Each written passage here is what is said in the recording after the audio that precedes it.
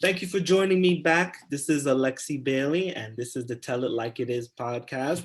And I have Chandra with us for part two. Part one, we really just dived right in, and everything we talked about is exactly what the podcast is about, dissecting intersectionality and all the complexities that we're dealing with here in America. I am a person who like to focus on solutions and how do we go forward in this. And you know, it's easy to have textbook solutions. Um, One aspect is the day-to-day work, the self-work, and I think you talked a lot about the self-work you're doing and getting to know yourself and unpacking all of those complexities. And you're also doing a lot of work with your company. So you're a good example of what we need to do to move forward. My biggest fear is that we're moving really, really slowly with these incremental changes.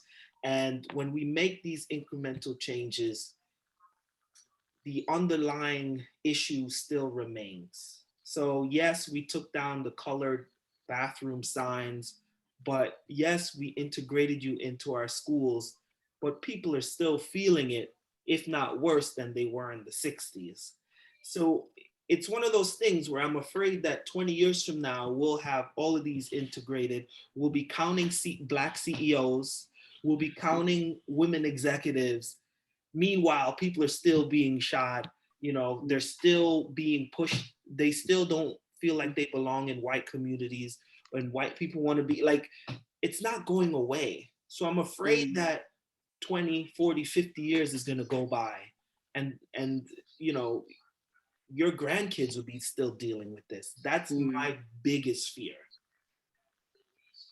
I have that fear too, but like we were talking about, I think what the incremental changes, I agree. It just doesn't feel fast enough. And then there becomes this back and forth with, is this the right thing to do? And even with ERGs and within companies and this inclusion network that I work in, right? There are some folks of color, and my group is the BIPOC group, who they won't join because it's just fake or transactional and all of these things. And there's all of these reasons not to make the change, right? Which then makes it harder, right? Because you're thinking, if we all have this one goal to just be accepted, right? Just walk in a room and be me and not have to code switch or dress differently. Just walk in that room and be me. If we all have that goal in mind, you would think, let's fight for that goal in mind. But then it's got to be perfect, or it's got to be aligned correctly. I mean, even calling ourselves BIPOC was a 3-hour meeting on what we're going to call ourselves, and ended up, sort of going back to BIPOC because we couldn't agree. We couldn't agree on a name, right? That sort of spoke to all of us and all of our sort of different things that we brought to the table as people of color. It's hard work. And so I hear you, right? So we look at George Floyd, right? And what happened and what that caused, right? That was a huge voice saying, I'm going to scream at the top of my lungs, right? I am going to scream at the top of my lungs because that same person who said Black Lives Matters, they had been saying that, right? But it was incremental changes. And then it got to a point where enough was enough. And so, bam, right? This big movement pushed us into companies now saying, come on in, people of color. You know what I mean? Come on in, bring your full self to the table, right? And then backing off of that a year later, right? Because those same calls, I remember, let me tell you, I was at that time when that happened, right? It was, I don't even know where in reference to the virus, but I just remember that I was working for 2 different companies part-time, and one was saying, yeah, Black Lives Matter, and we're going to do this. And the other one was like, yes, we care about the Black people, we're going to do this. And I realized they were both talking from 2 different voices. One was like, yeah, Black Lives Matter, let's throw money at the people, right? The other one was like, let's make systematic change, right? So I think the incremental is important, because if you keep chipping away, chipping away, chipping away, next thing you know, right, you have this beautiful, beautiful sculpture or whatever, right? But also the Big Bang, right? If you Big Bang it, right, you also have something nice and beautiful. I think, yeah, it gets tiring, right? It's so tiring to make a step forward and then be pushed back, right? Barack's So president. when you said chipping away, the the visualization for me was having an ice pick to the iceberg. Mm-hmm. Then when you said Big Bang, I pictured like some dynamite on that iceberg. Mm-hmm. What when I remember there was one stage in my wokeness when I was thinking, I looked at the 60s and I was like, wow, we don't even have 1/10 of that now. Mm-mm. And back then I was saying, what happened? But if they were only able to do that and we don't have 1/10 of that, like, I think we really have to channel that energy. You mentioned division, we need unity within the oppressed group. But I also have the question of, should we be doing more independent things away instead of asking them to treat us differently?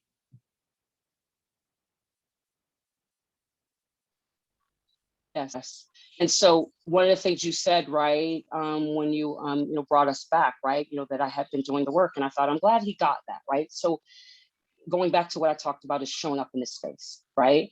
I can show up in this space, and I've done it, full of doubt, full of I'm not good enough, and scramble, scramble, scramble, scramble to be seen and heard and and and judged according to how you're going to judge me.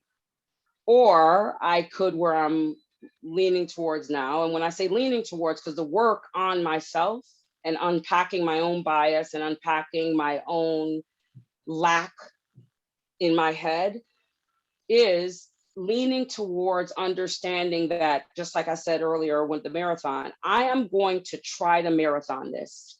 I'm going to create my plan, craft my plan, and I'm going to come in and I'm not going to allow you to judge me. That's where I'm at. So that took work, right? That took a lot of Putting the reading and blinders on. understanding.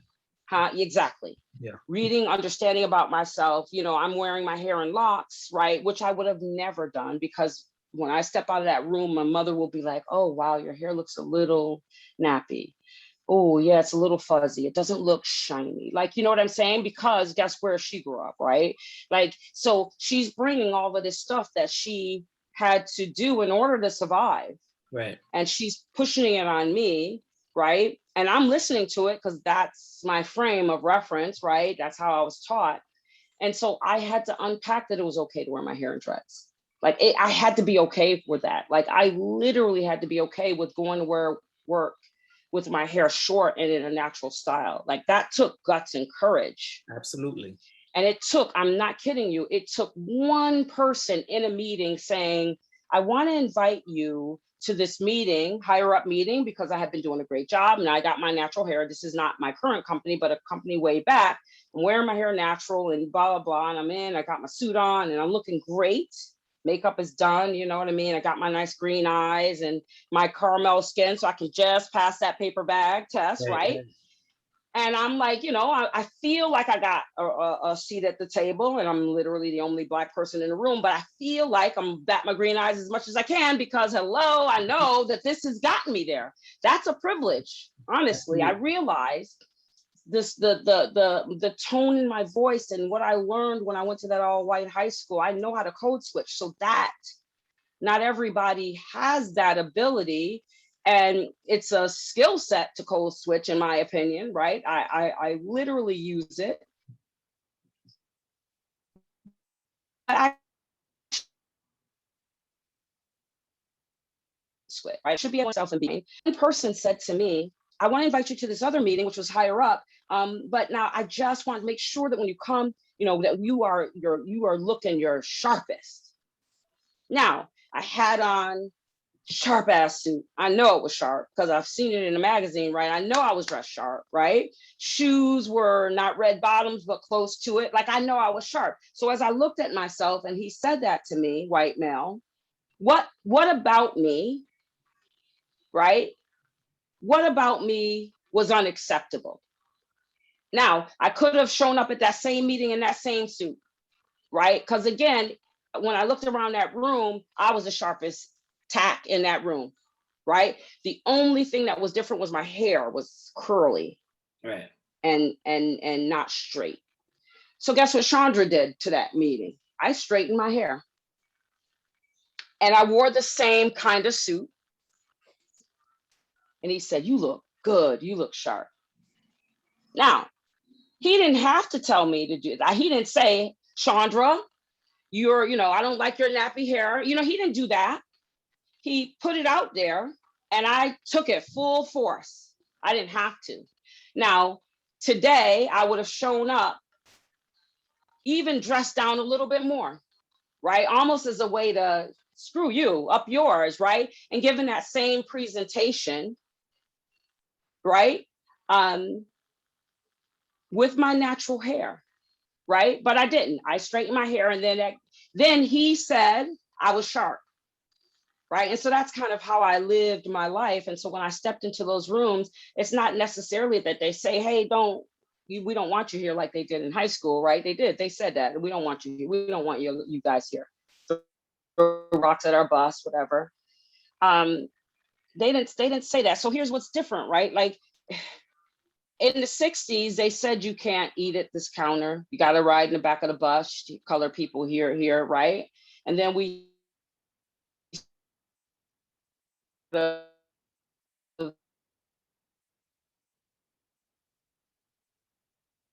you're breaking up a little bit. president, and yeah, we get to Barack being president, and then now we got this new form. Stay in the back of the bus and colored people can't do this. Like it's now real because what happened was they took that same prejudice home. It wasn't popular that, at that time, like in between the 60s and Orange dude being president, right? Like between that time, it wasn't okay to be mimicking people and bashing people and being mean, like that bullying, right? That was a bad thing. And then that person made it popular. And so now people can outwardly do it. So I don't know that we've changed at all. It just looks differently, right? I think that there is still systematic racism that creates problems, even though, and don't forget, back when there was full-fledged racism, Black people were still doing boss shit, right? You just didn't hear about it because history is tainted, right? So Right. so when you said earlier on, that Black people can do this, Black people are always doing stuff, right? Think about Frederick Douglass here in Rochester. You know what I'm saying? This guy was sought it. Like they asked him to do speeches, right? He was a Black man, former slave. Right. So we've always been in a position to sort of, elevate and rise. But it still hasn't changed what this racism is. So yes, how you show up and the work that you do, not to prove to anybody that you belong, but just to make sure that you understand yourself, that you are as valuable as the next person. And that's the hard work, because think about it, everything that I have been taught, to include my training from my own mother, right? Unbeknownst to her, she's just doing what she thinks is going to protect me. But meanwhile, her telling me that my hair looks terrible in its natural state brings a certain level of trauma. Trauma and lack of worth. Right. So leaving my house was hair weave, putting a white line down my nose and trying to make my nose look pointer and beating my face to the point where I couldn't even tell who I was, just in my own face after I put that makeup on.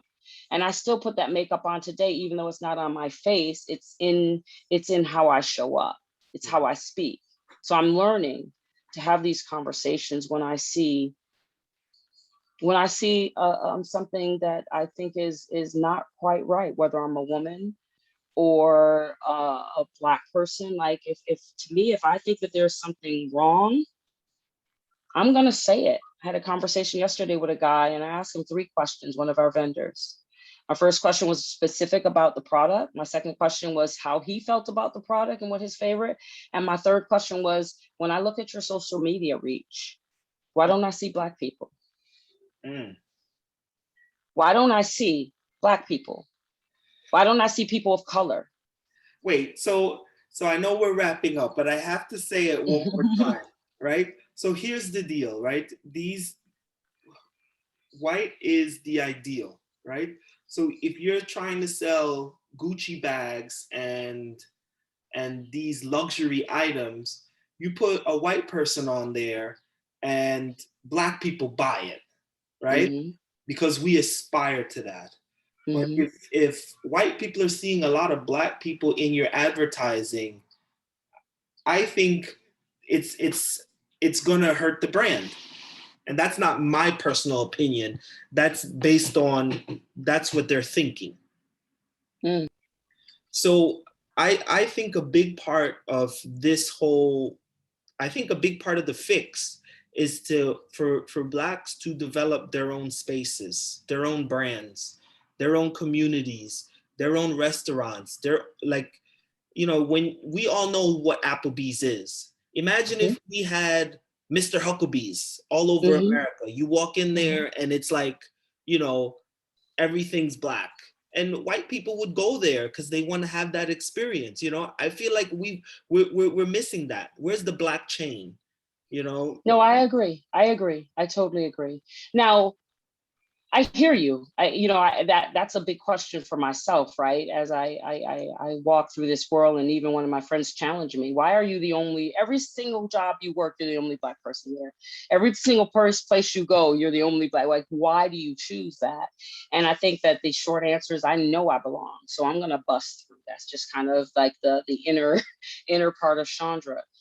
I hear you on that whole Pan African theme, right? I hear you. I think that that is possible. The issue becomes, is it sustainable, right? Because so we were already talked about how we support each other. We just don't, right? We don't, right? but And, I think that's the key. I think that's what I'm saying. We have to get yeah. to a point where we're like, listen, there's an Applebee's 10 miles away and there's a Hucklebee's 40 miles away. But I want that Hucklebee's to blow up. We go buy Hucklebee's stock, we go show up to that restaurant. Hmm. We need our brands so that when our brands are doing well, then and Chandra's in their boardroom, it has a different weight versus we don't have an independent leg to stand on, and we're just asking them for their corporate stuff.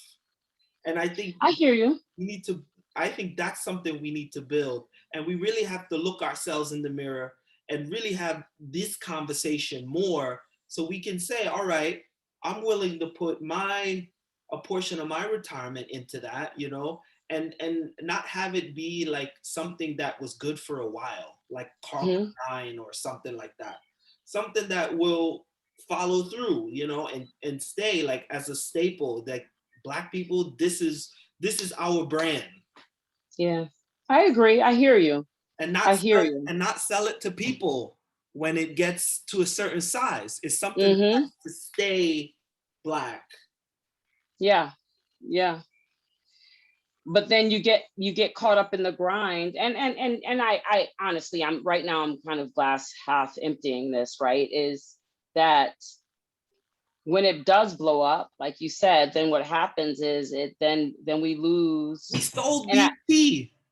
huh? We sold BET.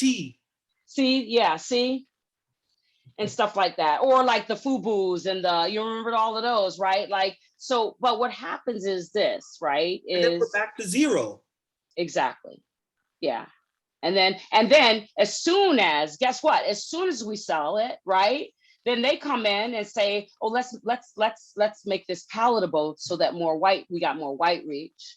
And now we start to lose it, right? I don't know why we do that. I really don't know why. It's hard to even Imagine think we had that BET, that's a possibility. BET, all of these Black newspapers, Black Planet, the social media. We had our little. It doesn't have to be big, but at least this is where the Black people are. I think Right. our self-respect would increase. We would have more unity. We would be respected by others, and at least if I'm gonna go work at Hucklebee's, my locks are okay Mm-hmm. because they're expecting locks, not, you know what I mean? This is a place where we prefer you not to be straightened.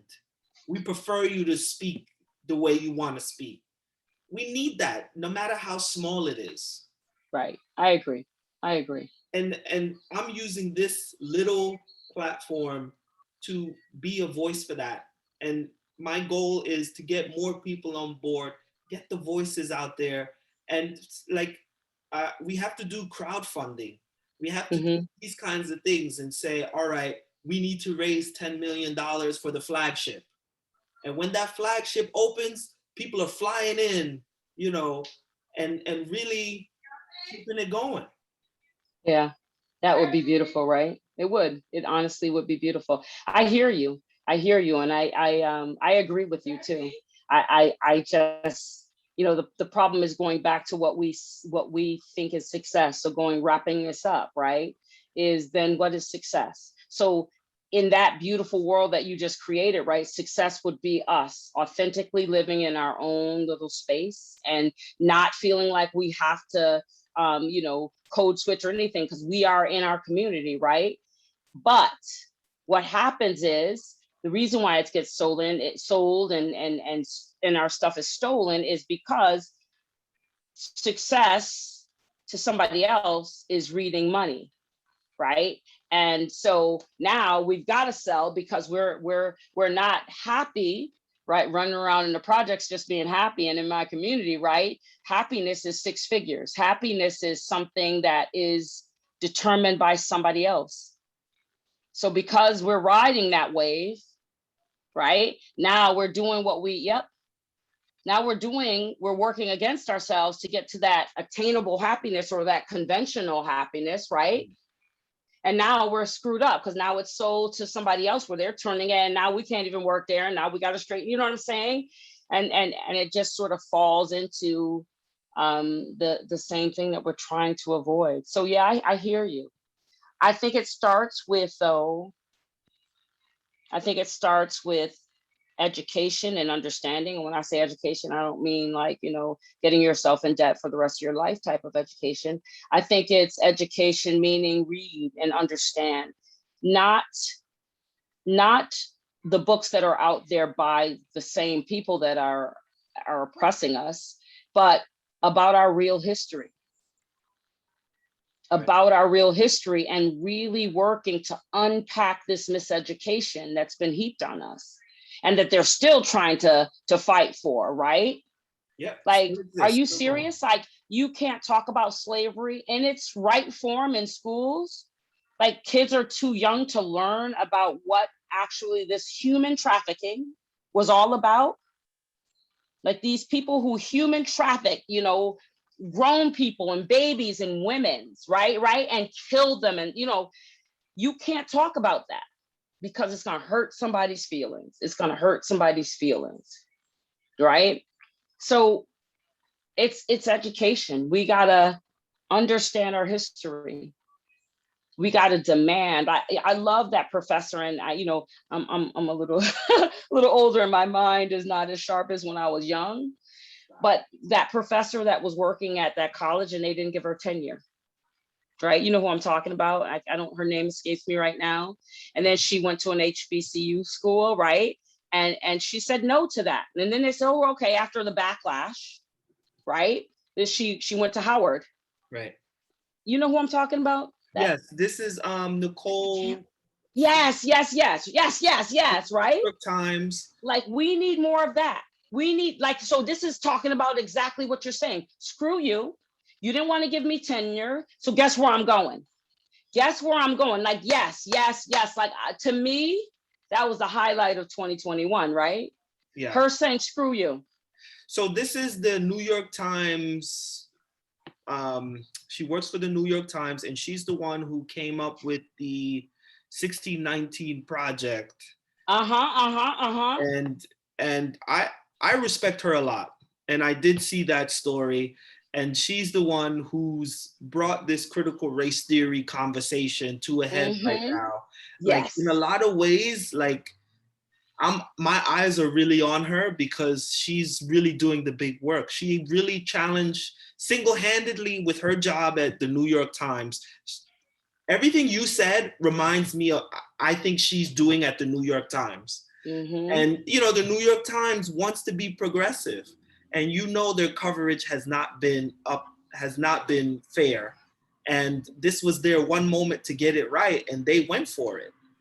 And it really struck a chord to the point where critical race theory is being banned in Florida.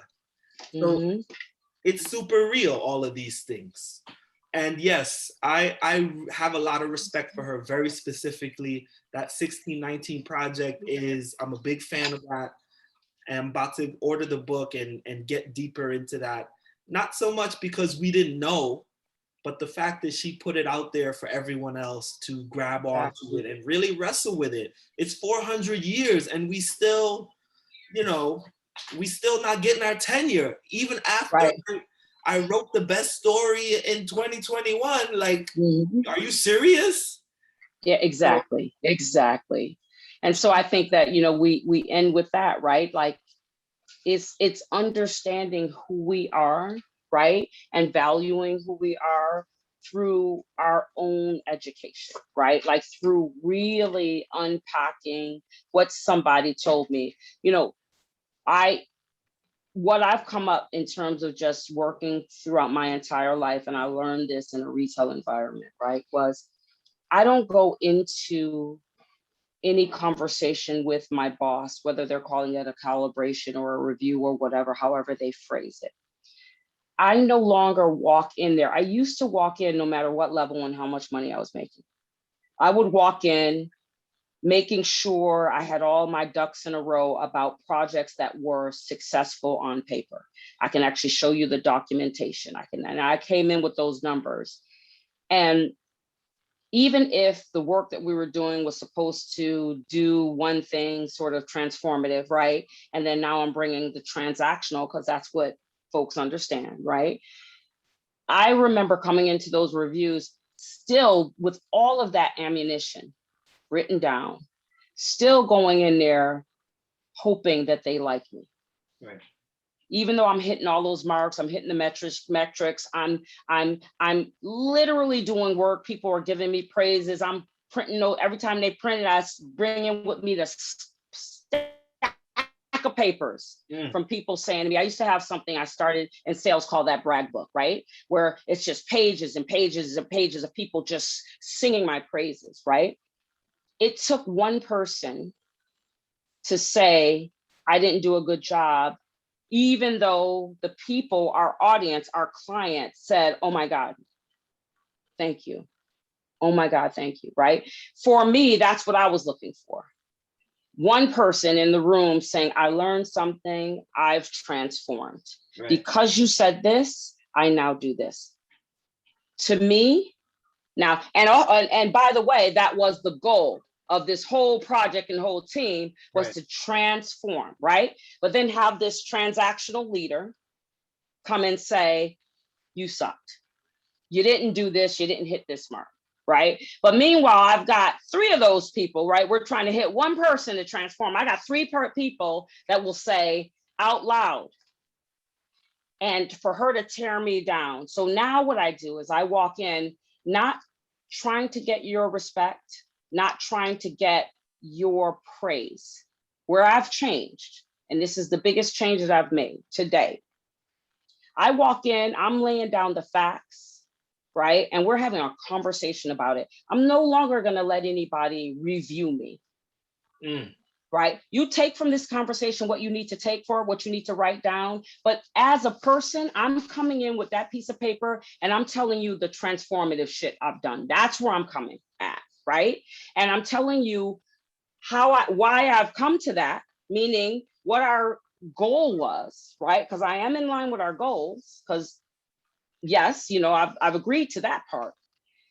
No longer am I walking in hoping that you like me. Now I'm walking in telling you what I've done, and I'm also wondering what you did. Come Challenging on, the transaction. status quo. That's right. Where was the support that I needed? What did you bring to the table? If you're not running those 26 miles, I'm going to be very honest with you. Your criticism and critique, thank you very much. Right. But I'm not really listening. Thank you for saying that. Carry on. Now I'm really listening to the people who were running with me, the people I saw at mile 18, at mile 8, at the start line, at the finish line. And that's where I'm going to walk and say, I've done a good job. No longer am I going to give you permission to critique me when you had no skin in the game. Validation. You're not looking for Exactly. validation. Exactly. Chandra, and that changes it. Chandra, thank you so much for joining me today. I really appreciate having you on. I look forward to continuing this conversation and hearing more updates about the work that you're doing. Thank you so much. Enjoy the rest of your day, and we'll talk again. Good to see you. Thank you so much for having me.